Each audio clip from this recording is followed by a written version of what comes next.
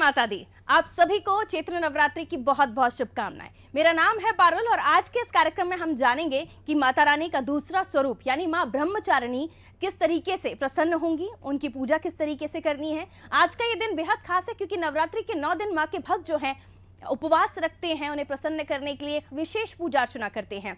तो आज हमारे साथ मौजूद है पंडित राजेश दुबे जी। पंडित जी बहुत बहुत स्वागत करती हूँ आपका नादी टीवी पर। पंडित जी से आज हम जानेंगे कि किस तरीके से नवरात्रि का पूजन होना है, आज का दिन क्यों खास है, क्या कुछ माता रानी के भक्त करें कि माता रानी को प्रसन्न कर सके और इन दिनों किस तरह के उपाय किए जाएं ताकि जो परेशानियां हैं लोगों की, जिस तरह की भी वो माता से कामना कर रहे हैं वो पूरी हो। तो पंडित जी सबसे पहले शुरुआत करते हैं कि पूजा अर्चना किस तरीके से होनी है। सबसे पहले माता रानी के स्वरूप के बारे में मैं आपसे जानना चाहूंगी। माता रानी का जो दूसरे दिन का स्वरूप है यानी माँ ब्रह्मचारिणी जी, किस तरीके से उनका ये स्वरूप हुआ और उसके पीछे क्या कहानी है। जय महाकाल की जयकारा शेरवालिदा। ओम विद्योद्दाम समाप्रभां मृगपतिं कंदास्थिता भीषणां कन्याभिकरबालखेटविलसा धस्ताविरासेवितां हस्तये चक्रगदाशिखेटविशिखां चापं गुणं तर्जनी बिभ्राणामललात्मिकां शशिधरां दुर्गां त्रिनेत्रां भजे। प्रथमं शैलपुत्री च द्वितीयं ब्रह्मचारिणी तृतीयं चन्द्रघण्टेति कौष्माण्डेति चतुर्थकं पंचकं स्कन्दमातेति षष्ठं कात्यायनीति च सप्तमं कालरात्रीति महागौरी च चाष्टकं नवमं सिद्धधात्री च नवदुर्गा प्रकीर्तिता। माँ भगवती जगत जननी माँ ब्रह्मचारिणी, माँ ब्रह्मचारिणी जो है श्वेत वस्त्र धारण करती हैं और ये अपने नित्य कृतिया कर्म में और ब्रह्मचारिणी स्वरूप में रहती हैं। मतलब संसार स्वरूप का इनने जो कृत्य है, जो देवताओं के लिए ये खुद तपस्या करती हैं और तपस्या करके जो ये ऊर्जाएं देवताओं को प्रदान करती हैं। माँ ब्रह्मचारिणी जो है, माँ दूसरा दिन होता है माँ नवरात्रि का, माँ दुर्गा का द्वितीयम ब्रह्मचारिणी। द्वितीयम ब्रह्म मतलब योग साधना के लिए माँ दुर्गा दूसरे दिन में जानी जाती हैं, जिनने अपना जीवन ब्रह्मचारिणी के स्वरूप में मनाया है। सफ़ेद वस्त्र धारण करना एवं भगवान ब्रह्मा विष्णु और रुद्र की हमेशा ये आराधना करती हैं। इनको आदि शक्ति के रूप में भी जाना जाता है। और द्वितीयम ब्रह्मचारिणी मतलब जब ये ब्रह्मचारिणी का स्वरूप धारण किया तो सारे देवताओं ने, ब्रह्मा विष्णु रुद्र वरुण अग्नि वायु सूर्य चंद्र नवग्रह, सारे देवताओं ने जो है इनको माँ ब्रह्मचारिणी को वरदान दिया। वरदान देने के बाद माता ने महिषासुर नाम के राक्षस का वध किया। वो माता का बहुत सुंदर स्वरूप है। वो हमेशा योग साधना में लगी रहती हैं। कभी किसी दानव का विनाश करना होता है तो माता की शक्ति बड़ी अलौकिक होती हैं और माता हमेशा देवताओं का साथ देने वाली देवी होती हैं जी। बिल्कुल। तो पंडित जी ने बताया कि किस तरीके से माता रानी के स्वरूप के बारे में खासियत क्या है। और देखिए चूंकि नवरात्रि का समय है तो पूरे हम देखते हैं विश्व में जहाँ पर भी सनातन धर्म को मानने वाले लोग हैं वो इन व्रत को इन दिनों को काफ़ी मान्यता देते हैं और इन्हें ना केवल मानते हैं, कई लोग तो दोनों ही टाइम का उपवास रखते हैं, पूरे 9 दिन का उपवास रखते हैं। पूजा अर्चना सुबह से ही शुरू हो जाती है, सुबह से ही माता रानी का स्मरण करना शुरू हो जाता है। तो पंडित जी पूजा अर्चना किस तरीके से करनी है, क्या विधि विधान है, किस तरीके से पूजा करनी है और खासतौर पर सामग्री क्या होगी जो माता रानी को भोग भी लगाया जाए, उसके बारे में भी बताइए। देखिए, माता ब्रह्मचारिणी की आपको यदि दूसरे दिन की आराधना करनी, तो सबसे पहले आपको जो है एक पीला वस्त्र लेना है और सफ़ेद और लाल वस्त्र लेना है। तो एक चौकी पर आपको अपने घर के ईशान कोण पर उस चौकी को आप रखिए सबसे प्रथम, और उसमें बीच में बस सफ़ेद वस्त्र लगाइए, एक साइड पीला वस्त्र लगाइए, एक साइड लाल वस्त्र लगाइए, मतलब 3 वस्त्र होना चाहिए, सफ़ेद, लाल, पीला। इसके पहले सबसे पहले आपको जो है सफ़ेद चावल लें, चावल बीच में रखें और उसमें जो है कलश की स्थापना करें, और कलश के ऊपर पंच पल्लव डालें, मतलब आम के, गूगल के, पीपल के 5 प्रकार के पत्ते रखें, उसके ऊपर एक नारियल रखें और नारियल में एक स्वस्तिक बना दें। नारियल के ऊपर एक स्वस्तिक बनाएं, लाल रोली से स्वस्तिक बनाएं, उस पर एक नाड़ा बांधें, और जो कलश का नारियल रहेगा उसके अंदर हल्दी, चावल और सुपारी डाल दें। इसके कलश के सामने ही आपको जो है भगवान गणेश और गौरी की स्थापना करनी है। अब जो बाजू में जो लाल कपड़ा है उसमें आपको गेहूं से षोडश मातृका की स्थापना करनी है। षोडश मातृका 16 बार आपको थोड़े थोड़े गेहूं रखने हैं, उसके ऊपर एक एक सुपारी आपको रखनी है और एक एक हल्दी की गांठ रखनी है। बाजू में जो सफ़ेद वस्त्र आपने वहाँ डाला है उसके ऊपर आपको नवग्रह की स्थापना करनी है। नवग्रह में सूर्य, चंद्रमा, बुध, गुरु, शुक्र, शनि, राहु, केतु, वरुण, अग्नि, ये भगवान का आपको स्थापना करके सबसे पहले आपको भगवान गणेश की पूजा करनी है। भगवान गणेश को आप गंगा जल से स्नान कराएं, उसके बाद दूर्वा उसमें चढ़ाना आपको अति आवश्यक है। इसके बाद में आप नवग्रह पूजा करें, पर षोडश का मात्र का पूजा वाला मेन आपका रहेगा कलश। जो कलश रहेगा उसमें आप जो है माँ ब्रह्मचारिणी का आवाहन करेंगे, और वो कलश के ऊपर माता का आवाहन करके अब आपकी पूजा की प्रक्रिया कैसी होना चाहिए, कैसे करना चाहिए। सबसे पहले आपको जो अपनी थाली में चावल रखने हैं, रोली रखनी है, मौली रखनी है, जनेऊ रखना है, सुपारी, हल्दी, लौंग, इलायची, पान के पत्ते, बतासा, मिष्ठान, फल, दूर्वा और पंचामृत बनाएं आप, और एक स्वच्छ आसन पर आप बैठ जाएं। ईशान कोण में अपना मुख करें, एक घी का दीपक जलाएं, धूप बत्ती जलाएं। कृपया अगरबत्ती का उपयोग उसमें आप पूजा में ना करें माता जी के, उसमें क्या बांस रहता है, तो अगरबत्ती का उपयोग नहीं करना चाहिए। सबसे पहले आपको आसन पर बैठना है। आसन पर बैठ के आपको जो है जो कलश रखा है जिसमें आपने स्वस्तिक बनाया है, सबसे पहले आपको भगवान गणेश का उसमें ध्यान करना है। हाथ में, सीधे हाथ में आपको चावल रखने हैं। चावल रखने के आपको हाथ जोड़ के भगवान गणेश जी का आह्वान करना है। ओम नमो व्रातपतये नमो गणपतये नमः प्रमथपतये नमस्ते अस्तु लंबोदरायैकदन्ताय विघ्न विनाशिने शिवसुताय श्रीवरदमूर्तये नमः। यह मंत्र बोल के आपको, यदि मंत्र नहीं आता है, ओम गंगणपतये नमः बोल के ये गणेश जी के आप सामने चावल छोड़ दें। इसके बाद आपको नवग्रह की पूजा करना है। सीधे हाथ में चावल रखना है और पुष्प रखनी है। यदि आपको मंत्र नहीं आता है, ओम सबसे पहले ओम सूर्याय नमः, ओम चंद्रमसे नमः, ओम बुधाय नमः, ओम गुरुवे नमः, ओम शुक्राय नमः, ओम शनिश्चराय नमः, ओम राहुवे नमः, ओम केतवे नमः। 9 बार आपको नवग्रह के ऊपर चावल छोड़ना है, तो नवग्रह का आवाहन हो जाएगा। इसी तरह आपको षोडश मातृका का आवाहन करना है। हाथ में चावल रखना है, पुष्प रख के 16 बार आपको जो 16 सुपारी रखी है उन पे ओम दुम दुर्गाई नमः, ओम ब्रह्मचारिणी नमः बोल के आपको चावल छोड़ना है 16 जगह। अब आपका मेन हो गया कलश। कलश पे जो आपने ब्रह्मचारिणी जी का जो आवाहन किया है, तो माँ सबसे पहले जो है आपको माँ भगवती का आवाहन करना है। हाथ में आपको, इसमें सफ़ेद फूल का उपयोग होता है। जो माँ ब्रह्मचारिणी की जो पूजा होती है, तो आपको सफ़ेद पुष्प, सफ़ेद गुलाब हो, सफ़ेद जाठौन के पुष्प हों, तो आपको हाथ में जो है अपने पुष्प रखना है और माता ब्रह्मचारिणी का आपको ध्यान करना है। और ध्यान करके आपको जो है माँ का आवाहन करके अब मन में इस तरह कल्पना करिए कि हे माँ, आप यहाँ के विराजमान होइए, और हाथ में चावल पुष्प रख के माता जी का ध्यान करें।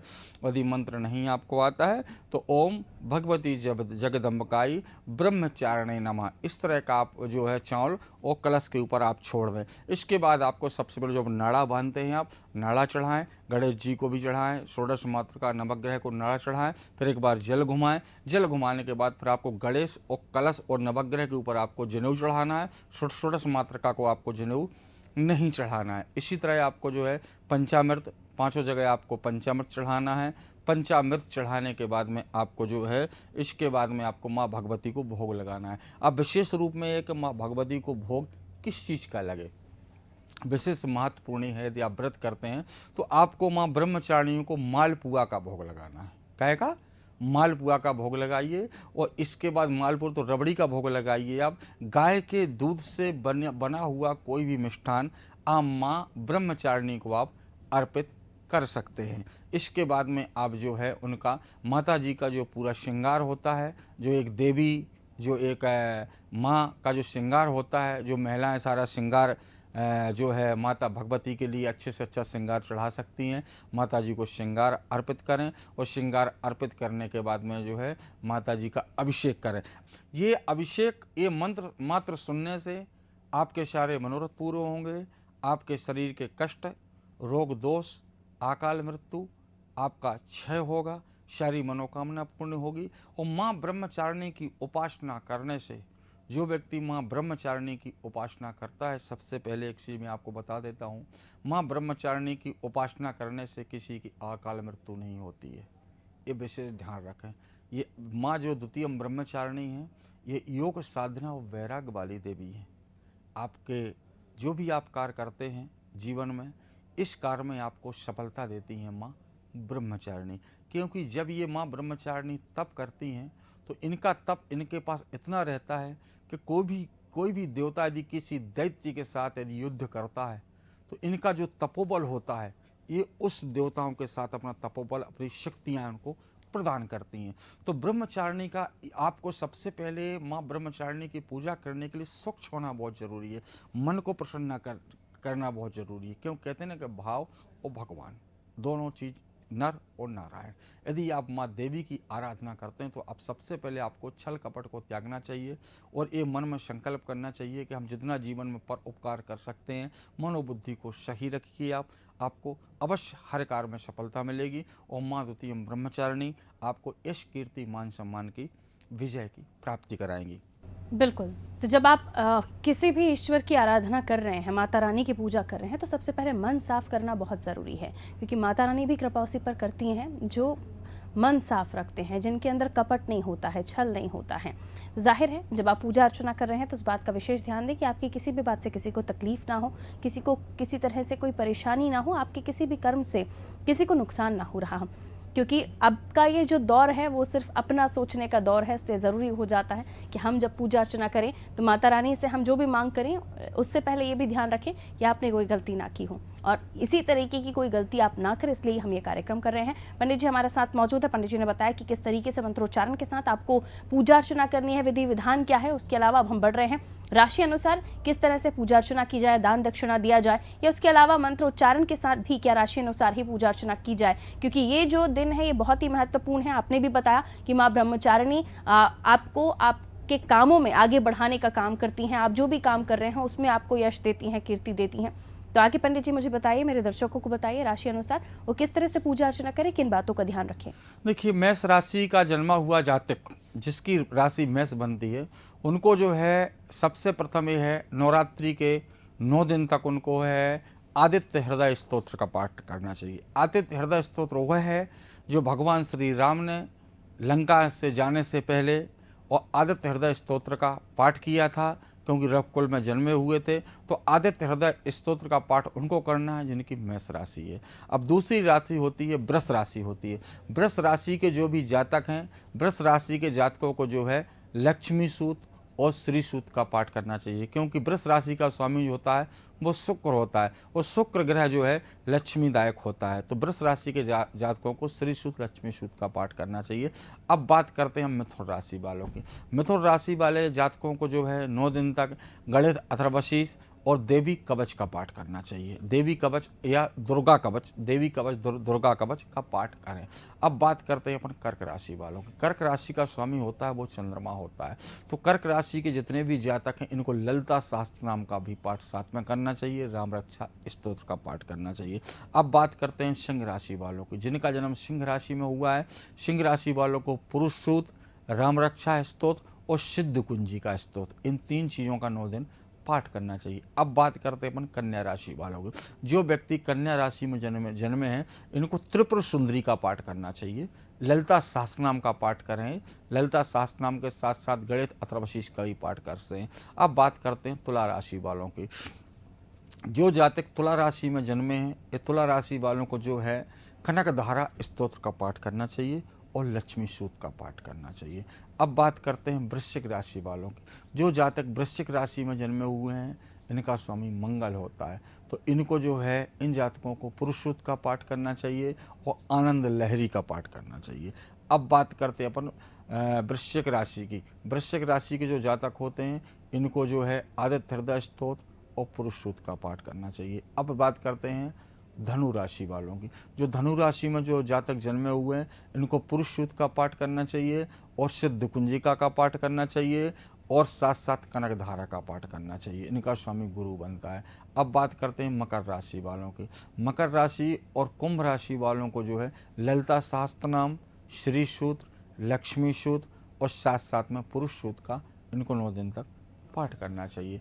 अब बात करते हैं मीन राशि वालों की। जो जातक मीन राशि में जन्मे हुए हैं, इनके यदि विवाह में कठिनाई आ रही है मीन राशि के जातकों को, क्योंकि इनका विवाह थोड़ा सा विलम्ब से होता है, जिनकी मीन राशि होती है, प्रायः मीन राशि वालों का विवाह प्रायः देखा जाता है कि विलम्ब से होता है, तो इनको 9 दिन तक जो है घी का दीपक जलाना है माता जी के सामने और इनको पुरुष सूक्त का पाठ करना है। एक मंत्र बता रहा हूँ इनको, जिस मंत्र का जाप करना है, ओम सर्वा बाधा विनिर्मुक्तो धन धान्य सुतान्वितः मनुष्यो मति प्रसादेन भविष्यति न संशयः।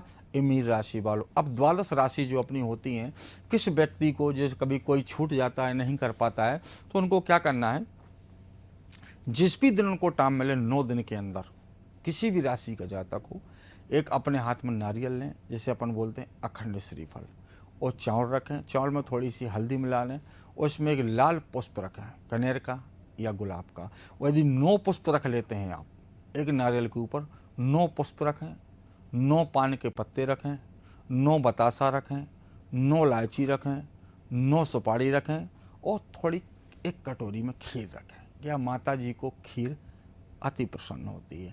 अब खीर काय की होना चाहिए, या तो आपकी खीर जो है आप काजू की खीर बनाएं, और काजू की खीर आप नहीं बना सकते तो मालपुआ, जो मालपुआ होता है, मालपुआ रखें, एक थाली में आप सजाएं और मंदिर जाएं और माँ भगवती के मंदिर के चौखट में सबसे पहले आप सांतिया बनाएं और लाल रोली से, और बीच में सांतिया के चारों जगह आप हल्दी और पीले चावल रखें, और वो सांतिया के एक पान का पत्ता आप बीच में रखें और बाकी पान के पत्ते 4-4 पत्ते इस साइड रखें, एक एक उनके ऊपर सुपारी रखें और सुपारी के साथ एक एक लौंग, एक एक इलायची जो आप सामग्री लेके गए हैं, और माँ दुर्गा की आराधना करना है। आपको 5 मिनट बैठना है, और जो भी आप उसमें साथ में आपके माता जी की यदि चुंडी लेके जाते हैं, साथ में जो आपकी कामना है, यदि किसी कामना के तहत जाते हैं, यदि शरीर में कोई रोग उत्पन्न है आपका, तो उसके कारण जाते तो सभी हैं, किसी न किसी कारण कोई अपने मन से जाता है। तो ये आपकी नवरात्रि के विषय में बता रहा हूँ, जिनको